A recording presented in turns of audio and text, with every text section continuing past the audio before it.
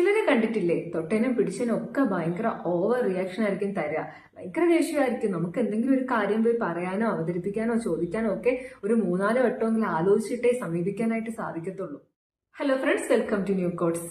ഇന്നത്തെ വീഡിയോ കൊണ്ട് ഉദ്ദേശിക്കുന്നത് ഭയങ്കരമായിട്ട് ദേഷ്യപ്പെടുന്ന ആൾക്കാരില്ലേ, ഈ ഷോർട്ട് ടേം വേർഡ് ആയിട്ടുള്ള ആൾക്കാർ, അവരെ ഒന്ന് ന്യായീകരിക്കുക. അവർക്കൊരു ന്യായീകരണം ഉണ്ടാവുമല്ലോ അവരുടെ വശത്തുനിന്ന് ചിന്തിക്കുമ്പോൾ.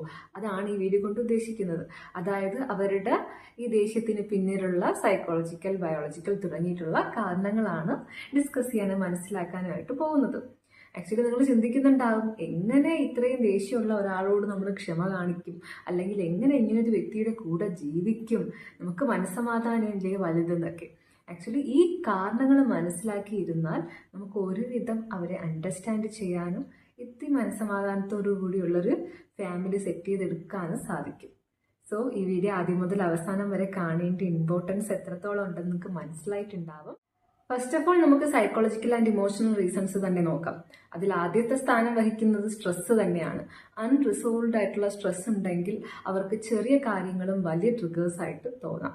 ഫോർ എക്സാമ്പിൾ, ഇപ്പോൾ ഒരു നല്ലൊരു സ്ട്രെസ് കൂടിയ മേഖലയിലാണ് വർക്ക് ചെയ്യുന്നത്, അല്ലെങ്കിൽ സ്ട്രെസ്ഫുൾ ആയിട്ടുള്ള ജീവിതാനുഭവങ്ങൾ ഒരുപാട് കഴിഞ്ഞ് വന്നവരാണ്. അപ്പോൾ അൺറിസോൾവ്ഡ് ആയിട്ട് സ്ട്രെസ്സുകൾ കിടക്കുന്നുണ്ട്. അപ്പം അങ്ങനെയുള്ളവരുടെ അവസ്ഥ എന്ന് പറഞ്ഞു കഴിഞ്ഞാൽ ചെറിയ കാര്യങ്ങളാണെങ്കിലും വലുതായിട്ട് അവർ റിയാക്ട് ചെയ്യും. എടുത്തു പറയേണ്ട മറ്റൊരു കാരണമാണ് അൺഹീൽഡ് ആയിട്ടുള്ള പാസ്റ്റ് എക്സ്പീരിയൻസസ്. ഇതുവരെ അവർ കടന്നു വന്നിട്ടുള്ള പാസ്റ്റ് വൂൺസും അതുപോലെ റിജക്ഷൻസ്, ട്രോമാസ്, ഇതെല്ലാം കൂടി അവരെ കാര്യങ്ങളോട് പെട്ടെന്ന് റിയാക്ട് ചെയ്യാനായിട്ട് പ്രേരിപ്പിക്കും. അടുത്തതെന്ന് പറയുന്നത് ലോ ഫ്രസ്ട്രേഷൻ ടോളറൻസും. അവർ പ്ലാൻ ചെയ്ത പോലെ കാര്യങ്ങൾ നടക്കുന്നില്ല എന്നൊരവസ്ഥ വരുമ്പോഴത്തേക്കും അവർക്ക് കാമായിട്ടിരിക്കാനായിട്ട് ബുദ്ധിമുട്ടായിരിക്കും. Suppressed emotions. ഇതുവരെ അവർ കടന്നു വന്ന ലൈഫ് സിറ്റുവേഷൻസിൽ എവിടെയെങ്കിലുമൊക്കെ ഒരുപാട് വേദനിപ്പിക്കുന്നതും അതുപോലെ പേടി ഉളവാക്കുന്നതും കുറ്റബോധം തോന്നിപ്പിക്കുന്നതുമായിട്ടുള്ള കാര്യങ്ങളിലൂടെയൊക്കെ അവർ കടന്നു വന്നിട്ടുണ്ടാവും. പക്ഷെ അപ്പോഴൊന്നും അവരവരുടെ ഇമോഷൻസ് എക്സ്പ്രസ് ചെയ്യാതെ സപ്രസ് ചെയ്ത് വെച്ചിരുന്നു.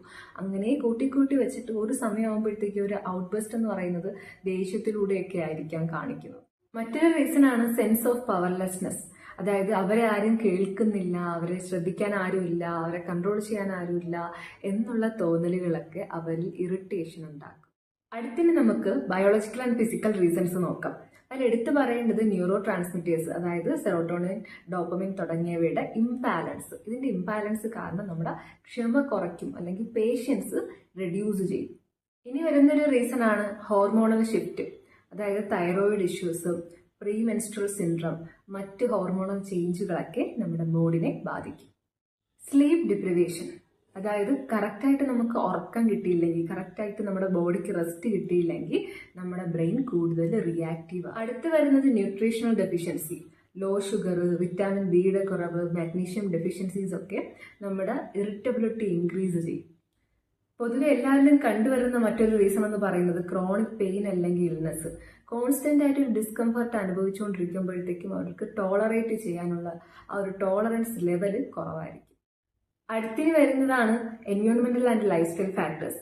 ഇതാണ് കോമൺ ആയിട്ട് നമ്മൾ എല്ലാവരെയും അഫക്ട് ചെയ്യുന്ന കാര്യങ്ങൾ. അതായത് ഒന്നാമത്തേതെന്ന് പറയുന്നത് ഹൈ പ്രഷർ എൻവയോൺമെന്റ് തന്നെയാണ്. ഡെഡ് ലൈൻസ് മീറ്റ് ചെയ്യുക, വർക്ക് പ്രഷർ, ഫാമിലിയുടെ എക്സ്പെക്ടേഷൻസ് മീറ്റ് ചെയ്യുക, ഇങ്ങനെ എല്ലാം കൂടി ഒരുമിച്ച് വരുമ്പോഴത്തേക്കും പെട്ടെന്ന് ടെമ്പറമെന്റ് കൂടും.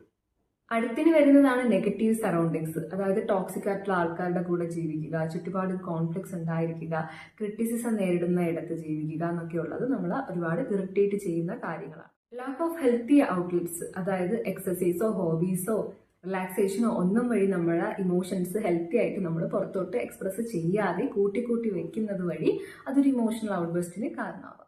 പിന്നെ കോമൺ ആയിട്ടുള്ള ഒരു റീസൺ ആണ് സബ്സ്റ്റൻസ് യൂസ് എന്ന് പറയുന്നത്. ആൽക്കഹോൾസ്, ഡ്രഗ്സ്, എന്തിന് കൂടുതൽ കോഫി കുടിക്കുന്നത്, അതായത് കഫീൻ കണ്ടന്റ് കൂടുതൽ കഴിക്കുന്നത് വരെ ഒരാളെ ഇറിറ്റബിൾ ആക്കാനായിട്ട് സാധിക്കും. ഒന്ന് ഷോർട്ടാക്കി പറയുവാണെങ്കിൽ ഇന്നർ സ്ട്രെസ്സും ഇംബാലൻസും അൺമെറ്റ് നീഡ്സും ഒക്കെയാണ് ഒരാളെ ഷോർട്ട് ടെമ്പേർഡ് ആക്കി മാറ്റുന്നത്. ഒരിക്കലും അതൊരു ബേർഡ് ബിഹേവിയർ ആയിട്ട് മാത്രം നമുക്ക് കാണാൻ സാധിക്കില്ല.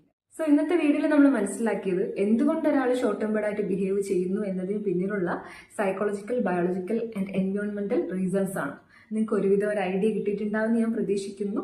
യൂസ്ഫുൾ ആയിട്ടുണ്ടെങ്കിൽ ഉറപ്പായിട്ടും എല്ലാവർക്കും ഷെയർ ചെയ്ത് കൊടുക്കാൻ ശ്രമിക്കാം.